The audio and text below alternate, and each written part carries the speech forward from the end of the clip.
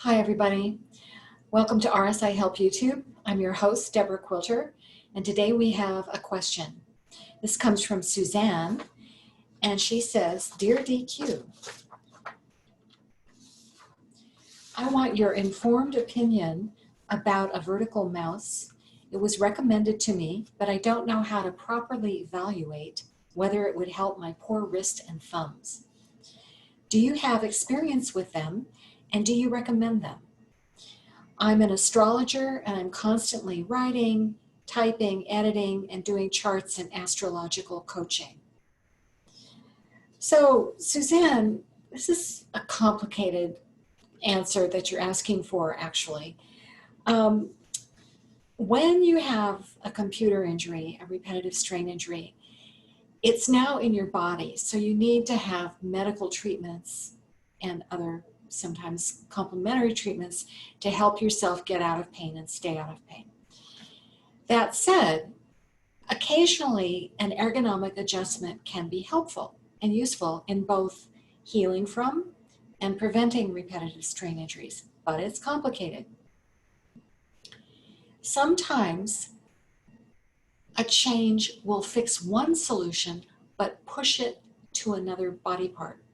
So in the case of a vertical mouse, the dangerous position that you want to get out of is a combination of having your elbows bent and the palms down or pronated. This is inherently stressful on the upper extremity because the ulnar nerve has to travel all the way from here around the corner. So just keeping your elbows bent and your palms down is in and of itself a big risk factor for injury. So the vertical mouse changes things so that instead of the palms down position, you are able to keep a more neutral handshake position. And yes, that's safer. But there are other considerations.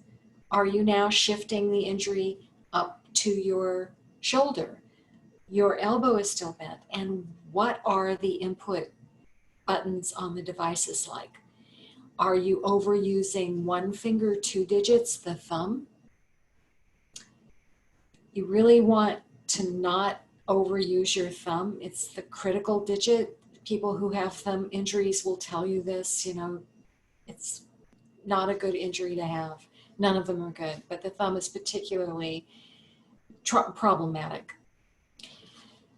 So there are many considerations with a vertical mouse.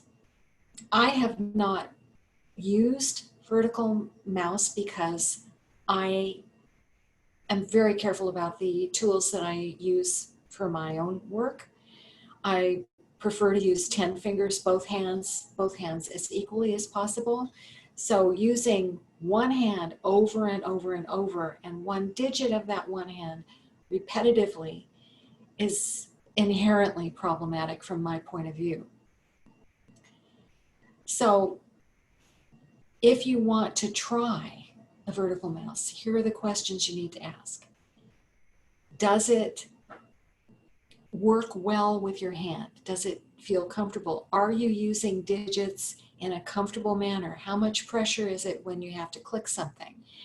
I don't really like scrolling with one finger. That can be very tiring and fatiguing and ultimately damaging to the forearm. So these are the kinds of things you have to think about. So if you get one, you have to pay very close attention to see if you're getting symptoms elsewhere. If that's the case, stop using this device and look for another solution.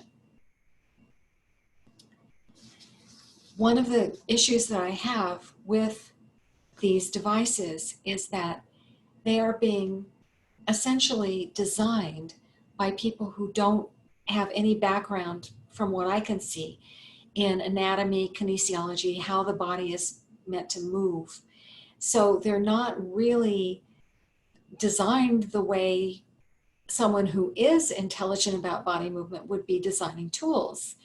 And yet, without any study about the unintended consequences of these tools, they are being broadly used, and people are forced to use them because of their jobs.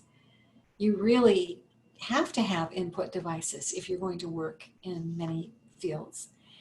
And so it becomes a problem for the consumer, and you keep looking for things that aren't going to be injurious, and most people have no idea that a mouse could really get you into trouble. So I have great reservations about these tools, but if you want to try, what I would recommend is getting to the store where you can actually put your hands on the tool before you buy it. Either that or make sure that there's a 30-day money-back guarantee. Very often these things are shrink wrapped, so you can't try them before you buy them, which is not helpful. You can waste a lot of money buying these various tools that may not work for you. But when you do, pay attention, see how it feels. And the other thing you could think about is getting two so that you can have one on each side, but still you have to think about the shoulder. You have to think about how you hold a tool. Are you one of these people who grips things? I've been on consultations where I've tried to show people how to use a mouse, and they're holding on so tight that you can take their arm all around. They have a tight grip on this thing. And if you even make a fist, you'll feel the tension go all the way up to your neck.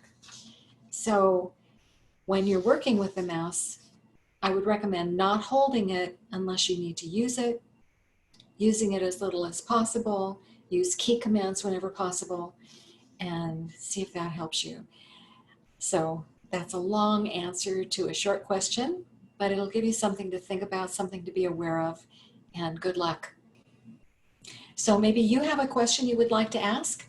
You can put it in the comments box, and maybe you will see your answer in a future episode of Ask DQ on RSI Help YouTube. Thanks for watching, and please subscribe.